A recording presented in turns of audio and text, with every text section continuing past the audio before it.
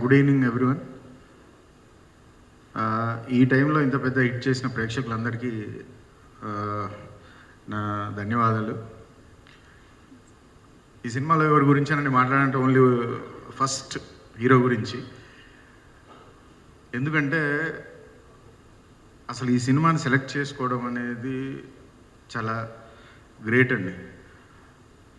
ఎందుకంటే hero first time ఈ cinema చూసి ఇంప్రెస్ అయ్యి ఈ సినిమా నేను చేయాలని ఫిక్స్ అయ్యి నన్ను పిలిచి నువ్వు ఈ సినిమా చూడు ఎలా ఉంటుంది చెప్పు అది అని చెప్పి నన్ను అడిగాడు. చూసినప్పుడు నేను షాక్ అయ్యాను, ఇదేంటి ఇది చేయాలనుకుంటున్నాడు ఏంటి అని. బట్ నాకు లోపల హీరో చేస్తే బాగుంటుందని ఉంది. బట్ వాళ్ళు రియల్గా చేస్తారా లేదా, ఎందుకంటే కమర్షియల్ హీరో. సో ఇలాంటి సినిమాని తను నిజంగా అన్నాడా లేకపోతే నార్మల్గా అన్నాడా నాకు తెలియలేదు.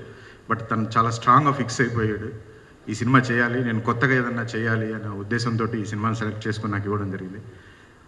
ఆ విషయంలో రియల్గా నేను సెల్యూట్ చేయాలంటే హీరో గారికే. సో హీరో గారు కనుక ఈ స్టెప్ తీసుకొని ఉండకపోతే ధృవ సినిమా వచ్చేది కాదు, ఈ కొత్త సినిమాని ప్రేక్షకులకి అందేది కాదు. ఒక స్టార్ హీరో ఒక కొత్త సినిమా చేయడం అనేది ఇట్స్ రియల్లీ గ్రేట్. రెండవ థింగ్ ఏంటంటే ఈ సినిమా స్టార్ట్ చేస్తున్నప్పుడు హీరో గారు ఈ సినిమాని భయంకరంగా నమ్మారు. అలాగే ప్రొడ్యూసర్ అరవింద్ గారు అండ్ ప్రసాద్ గారు వీళ్ళిద్దరూ చాలా నమ్మారు. తర్వాత నేను నమ్మాను.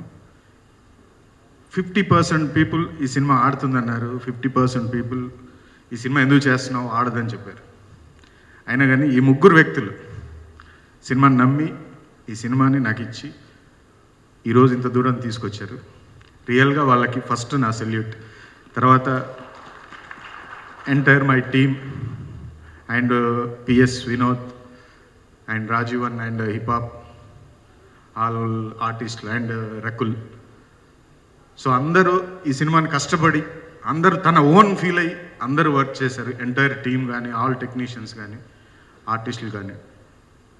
అది ఒక టీం వర్క్ చేయడం వల్ల ఇది సాధ్యమైంది. ఈ సినిమా ఈరోజు ఈ టైంలో కూడా ఇంత పెద్ద హిట్ అవ్వడానికి మేజర్ అసెట్. అందరు కష్టపడి ఈ సినిమాని తన సినిమా అని ఫీల్ అయ్యి చేశారు. సో దానివల్ల ఈ సినిమా సక్సెస్ అయింది.